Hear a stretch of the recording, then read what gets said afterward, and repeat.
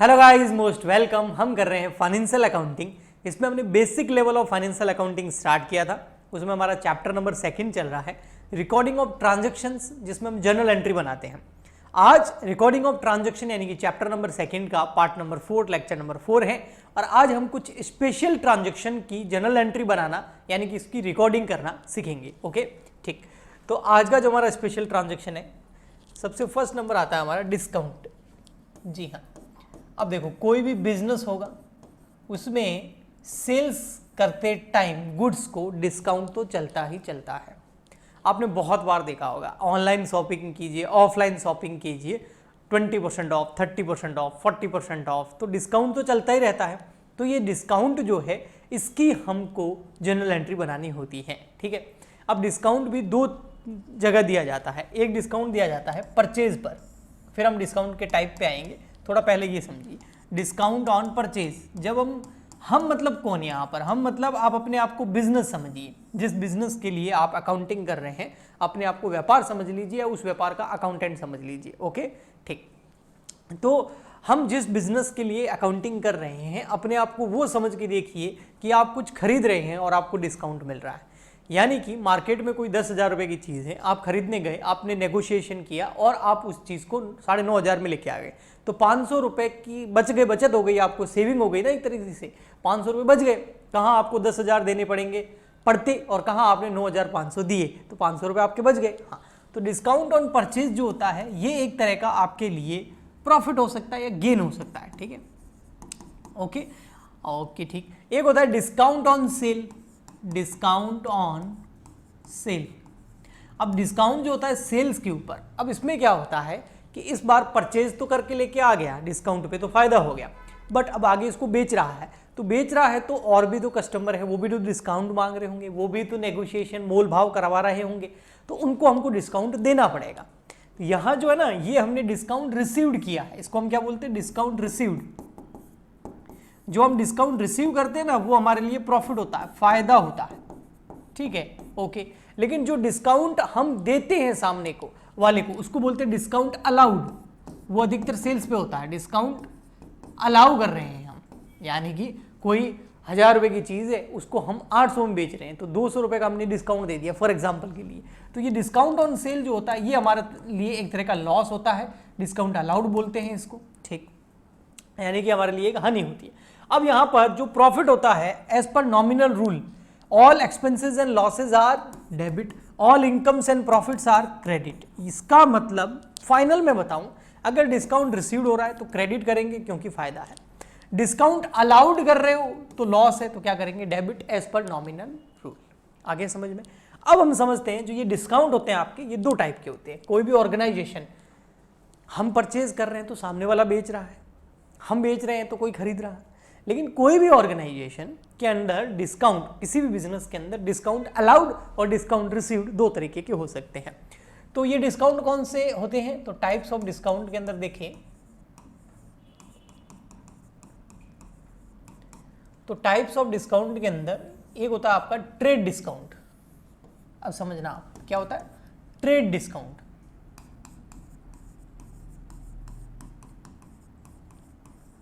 हिंदी में इसको बोलते हैं व्यापारिक बट्टा। ठीक है, एक तो होता है आपका ट्रेड डिस्काउंट, ओके, और एक होता है आपका कैश डिस्काउंट। डिस्काउंट को हिंदी में बट्टा बोलते हैं, ठीक है, यानी कि नकद बट्टा। देखो ये जो ट्रेड डिस्काउंट होता है ना, ये दिखावटी डिस्काउंट बोल सकते हैं आप इसको, याद रखने के लिए, दिखावटी डिस्काउंट या बट्टा। दिखावटी मतलब बड़े बड़े बैनर देखते होंगे ना, 40% off, 50% off, 60% off, 70% off, up to 8,000 off. अरे अप टू 8,000 तो बोल रहा है, लेकिन वो 100 रुपये तू डिस्काउंट देगा, तो दिखावटी होता है। यानी कि मार्केटिंग का एक तरीका बोल सकते हैं आप, मार्केटिंग करने के लिए, एडवर्टाइजिंग करने के लिए, तो ये दिखावटी होता है। वास्तव में कोई 50% आपको डिस्काउंट कैसे दे सकता है? दे सकता है क्या कोई 50% डिस्काउंट? नहीं दे सकता। हो सकता है कोई चीज़ 100 रुपये की है, उसको 1,000 रुपये कर दिया, 100 रुपीज़ का कोई मैन्युफैक्चरिंग कॉस्ट है, उसको 1,000 कर दिया, और उसमें 50% ऑफ कर दिया, तो 100 की चीज़ आज 1000 पे लेके गए तो 1000 रुपये हो गया, अब उसमें 50% डिस्काउंट दे दिया, वो चीज़ हो गई 500 की, अभी भी 400 रुपये का प्रॉफिट है। तो इस तरीके के डिस्काउंट दिखावटी होते हैं ताकि कस्टमर को क्या किया जा सके, अट्रैक्ट किया जा सके, कस्टमर को अट्रैक्ट करने के लिए दिए जाते हैं। ठीक है, दिखावटी डिस्काउंट होते हैं। तो ये जो दिखावटी डिस्काउंट है, अब हमने किसी को दे दिया, फॉर एग्जाम्पल के लिए कोई प्रोडक्ट जो वो 100 रुपये का है, हम उसको 1000 पे ले गए, फिर हमने उसका 50% डिस्काउंट करके 500 में बेच दिया, तो क्या 1000 रुपये की चीज़ हमने जो 500 में करी है, क्या 500 रुपये का हमको लॉस हुआ है? कहाँ से लॉस हुआ भैया? वो है ही 100 रुपये का प्रोडक्ट, उल्टा ही 400 का प्रॉफिट हुआ है। समझ में आया? तो ये दिखावटी होती है, कस्टमर को अट्रैक्ट करने के लिए, मार्केटिंग के लिए यूज आते हैं। तो इसमें कोई लॉस होता ही नहीं है हमको, है ना, और फायदा भी नहीं होगा अगर परचेज के टाइम ऐसा कुछ है तो नो लॉस नो प्रॉफिट। तो इस डिस्काउंट को हम कभी भी ना तो डेबिट करते हैं और ना ही क्रेडिट करते हैं। कहने का मतलब इस डिस्काउंट को हम रिकॉर्ड नहीं करते, इसकी रिकॉर्डिंग नहीं करते, इसकी जर्नल एंट्री नहीं बनाते। मैं आपको एक एग्जांपल से समझाता हूं। ट्रेड डिस्काउंट का एग्जांपल लेते हैं, यहां पर लेते हैं ट्रेड डिस्काउंट का, ठीक है। फिर मैं आपको यहां पर कैश डिस्काउंट का एग्जांपल लेके और समझा दूंगा। ट्रेड डिस्काउंट के एग्जांपल में देखते हैं, goods sold, goods sold ₹50,000, trade discount 10%। अब देखना इसको, अब वैसे तो क्या होना चाहिए भाई, डिस्काउंट कितना हो गया, 50,000 का 10% कितना होता है, 50,000 का 10% डिस्काउंट है ना, तो 5,000 रुपीज। अब हमने माल बेचा है 50,000 का है और उसको कितने में बेचा है, 5,000 रुपये का डिस्काउंट दे दिया, तो मतलब 45,000 रुपये में बेचा है उसको, तो 5,000 रुपये का लॉस होना चाहिए। लॉस क्या होता है, as per nominal rule all expenses and losses are debit, but हम डेबिट नहीं करेंगे, इस लॉस को नहीं लिखेंगे। क्यों? क्योंकि ये ट्रेड डिस्काउंट वाला लॉस है, ये ट्रेड डिस्काउंट है, ये एक्चुअल में लॉस होता ही नहीं है, दिखावटी बट्टा है, दिखावटी डिस्काउंट है ये, ठीक है। ओके, सो हम एंट्री क्या करेंगे, हम सीधा एंट्री करेंगे, गुड्स सोल्ड किया है, हाँ तो पैसा आया होगा, तो कैश अकाउंट डेबिट। अब मैं यहाँ पर जनरल का फॉर्मेट नहीं बना रहा हूँ, कैश अकाउंट डेबिट, ठीक है। और सेल्स किया है गुड्स, यानी कि स्टॉक एसेट आपकी क्या होगी, कम। ये एंट्री तो बनानी सिखाई थी लास्ट लेक्चर के अंदर मैंने, सेल्स की एंट्री क्या होती है, नकद में बेचा है ना आपने, तो कैश आएगा, पैसा आएगा, और गुड्स गोज आउट, गुड्स चला जाएगा, स्टॉक कम हो जाएगा, एसेट कम हो जाएगी, तो यहां पर कर देंगे सेल्स। कितना अमाउंट, कितना, बस ये ध्यान रखना भाई, 50,000 रुपये का गुड्स था, उसमें 5,000 रुपये का तो डिस्काउंट है, तो सामने वाला हमें पैसे कितने देगा, 45,000 रुपये। अब आप कोई दिमाग लगा सकता है कि सर 50 की चीज थी, आपके पास तो 45 ही आए ना, तो 5,000 रुपीज का लॉस हो गया ना। बेटा ये दिखावटी डिस्काउंट है, ट्रेड डिस्काउंट है, इसमें लॉस होता ही नहीं है, क्योंकि ये जबरदस्ती प्राइस ज्यादा बढ़ाई हुई है। आया समझ में? तो ये ट्रेड डिस्काउंट हो गया। इसमें डिस्काउंट ना डेबिट होता है ना क्रेडिट होता है, ओनली जो आपकी सेल प्राइस है उसमें से डिस्काउंट वाला अमाउंट लेस कर देते हैं हम, बस सिंपल। ओके ठीक, फिर आते हैं हम कैश डिस्काउंट की ओर। कैश डिस्काउंट जो होता है ये रियल डिस्काउंट होता है, ये रियल डिस्काउंट होता है, मतलब इसमें आपको लॉस भी हो सकता है, प्रॉफिट भी हो सकता है, अधिकतर आपको लॉस होता है, ठीक है, प्रॉफिट परचेज के केस में हो सकता है। ये जो रियल डिस्काउंट होता है ना, हाँ, ये अधिकतर कैश रिकवरी के लिए दिया जाता है, कैश रिकवरी। फॉर एग्जाम्पल के लिए किसी को हमने उधार बेच दिया, किसी को उधार बेच दिया, अब किसी को गुड्स उधार सेल तो कर दिया, अब सामने वाला उधार बेचा है ना, तो पैसे लेने और वो दे नहीं रहा। हमने किसी को 10,000 रुपए का गुड्स बेच दिया, अब सामने वाला पैसे नहीं दे रहा हमको।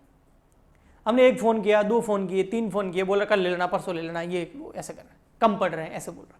तो हमने एंड में उसको बोला चल भैया देख, अगर तू हमको आज पेमेंट कर देता है, हम तेरे से 10,000 रुपये मांगते हैं और तू हमको आज का आज पेमेंट कर देता है, तो हम तेरे को 1,000 रुपये का डिस्काउंट दे देंगे। तो हो सकता है 1,000 रुपये बचत के चक्कर में वो आके हमको आज पेमेंट कर दें। तो ये रियल डिस्काउंट होता है, ये कैश रिकवरी के लिए दिया जाता है, ताकि सामने वाला पैसा फटाफट दे दे, उससे पैसों की वसूली जल्दी से जल्दी किया जा सके, इसके लिए कैश में लालच दिया जाता है। तो वो 9,000 रुपये हमको देके चला गया, चलो पूरे डूब रहे थे, इससे अच्छा 9,000 रुपये तो आए, 1,000 रुपये का लॉस हो गया, उसको हम डिस्काउंट में डालेंगे। इसकी मैं आपको एंट्री करके बताता हूँ, देखिए इसकी एंट्री देखिए, ये तो हो गई ट्रेड डिस्काउंट की, यहां पर कर देते कैश डिस्काउंट की।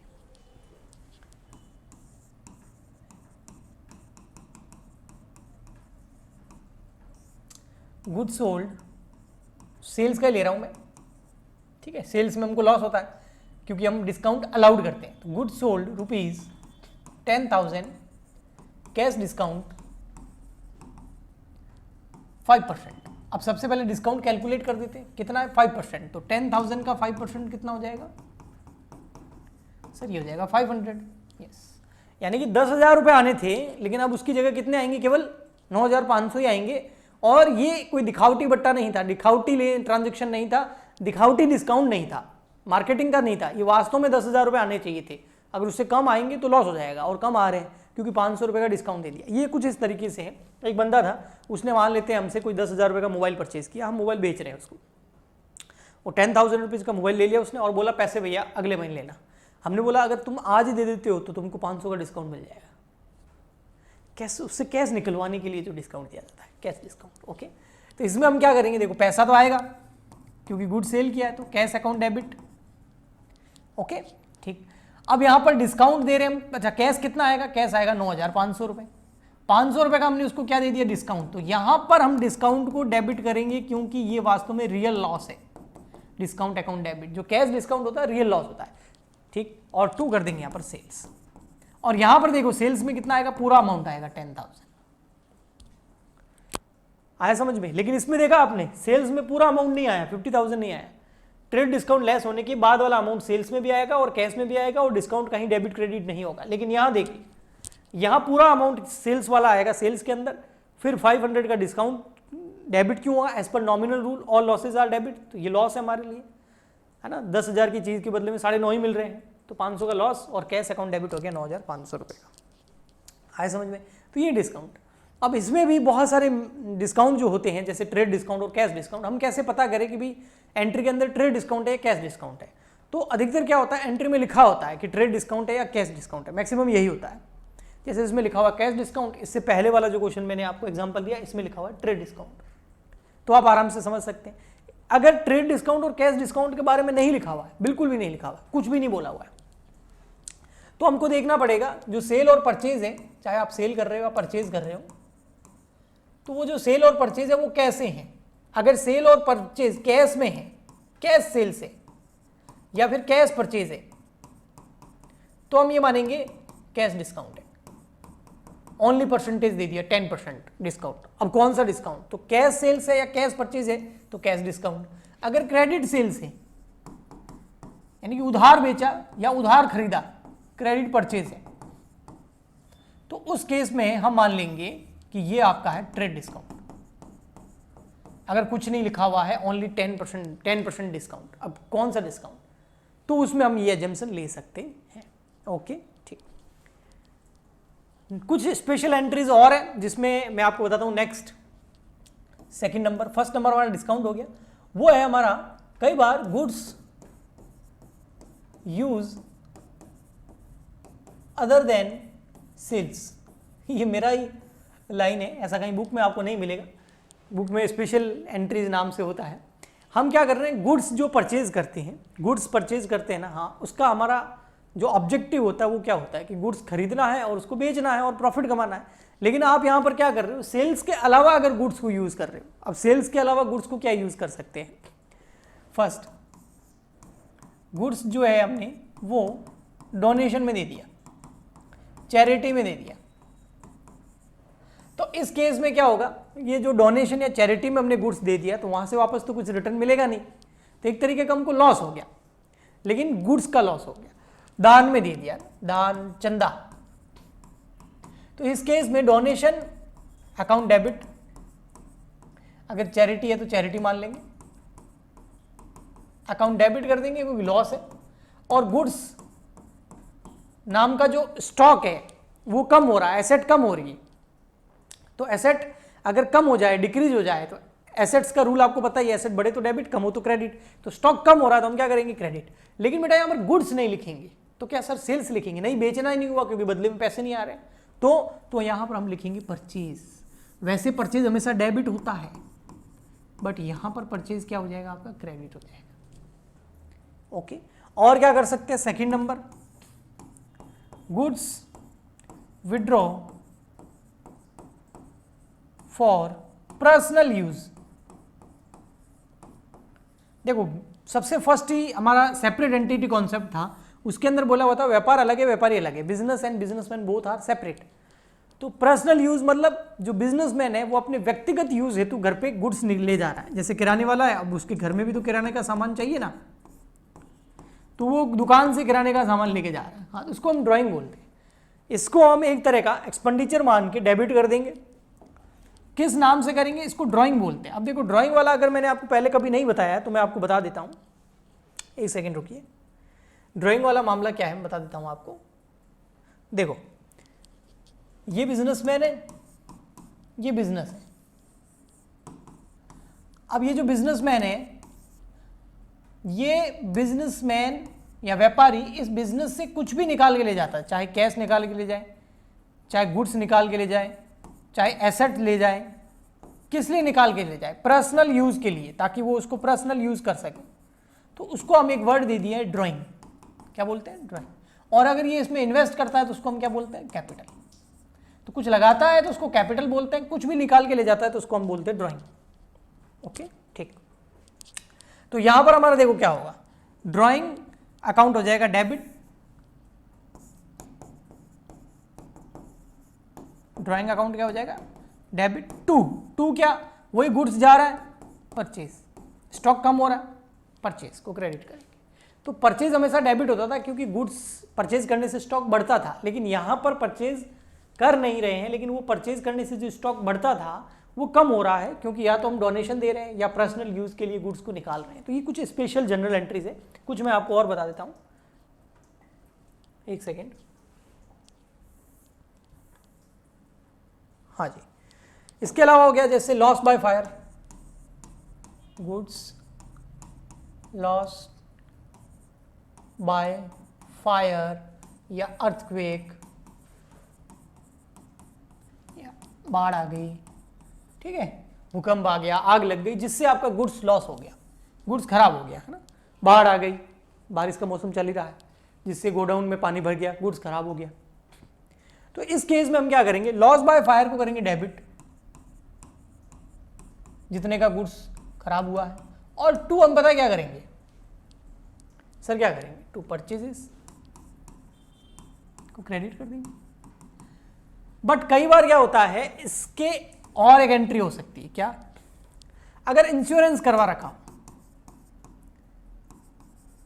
अगर हमने गुड्स का इंश्योरेंस ले रखा है, कई लोग जो क्या करते हैं अपने गुड्स का, अपनी कार का, अपने बिल्डिंग का, अपना खुद का इंश्योरेंस करवा लेते हैं। तो गुड्स का अगर इंश्योरेंस करवाया हुआ है तो करवाते हैं, आज के टाइम में 95% लोग करवाते हैं, इंश्योरेंस करवा देते हैं, जो बड़े बिजनेसेस होते हैं इंश्योरेंस करवाते हैं।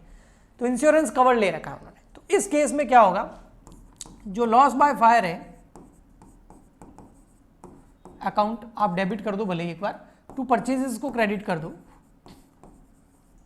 फॉर एग्जाम्पल के लिए हमको लग रहा था कि हमारा जो गुड्स लॉस हो जाएगा वो हो जाएगा 20,000 रुपीज़ का, 20,000 रुपये का गुड्स हमारा खराब हो गया, ठीक है, फर्स्ट एंट्री कर दी।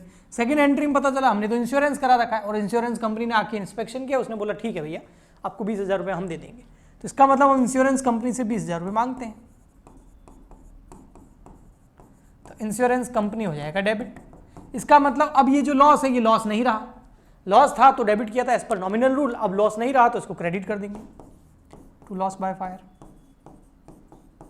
क्यों, इंश्योरेंस कंपनी पैसे देने के लिए तैयार है, तो लॉस नहीं रहा। और इंश्योरेंस कंपनी को डेबिट क्यों किया, क्योंकि वो रेटर है एक तरीके का, उससे पैसे लेने हैं, हमारा एसेट इंक्रीज हो गया। ओके, थर्ड नंबर, जब वो पैसे दे देगी इंश्योरेंस कंपनी तो बैंक अकाउंट डेबिट आ जाएगा, पैसे आ गए बैंक में, और इंश्योरेंस कंपनी नाम का जो डेटर था, जो एसेट था, अब वो कम हो जाएगा। क्यों, पहले पैसे मांगते थे अब दे रहा है, तो इंश्योरेंस कंपनी क्रेडिट हो जाएगा, एसेट कम हो जाएगा, डेटर कम हो जाएगा 20,000। अब कुछ लोग इसकी जगह एक एंट्री भी कर सकते हैं, इसमें बहुत सारी सिचुएशन भी आ सकती है, जैसे कुछ इंश्योरेंस कंपनी क्लेम कर दे कुछ ना करें, तो उसकी भी कुछ जनरल एंट्री हम बना सकते हैं। ओके ठीक है, तो हम जब प्रैक्टिकल क्वेश्चन करेंगे तो इसको धीरे धीरे आगे बढ़ाएंगे। ये कुछ स्पेशल एंट्रीज आपके लिए थी। ओके, आई होप आपको अच्छे से समझ में आया होगा। हम मिलेंगे नेक्स्ट लेक्चर में और जनरल एंट्रीज सीखेंगे। आज के लिए इतना ही। प्लीज़ लाइक शेयर सब्सक्राइब करें, कमेंट करें, सपोर्ट करते रहें ताकि हम आपके लिए ऐसे लेक्चर लाते रहें। मिलते हैं नेक्स्ट लेक्चर में, तब तक के लिए goodbye and thank you.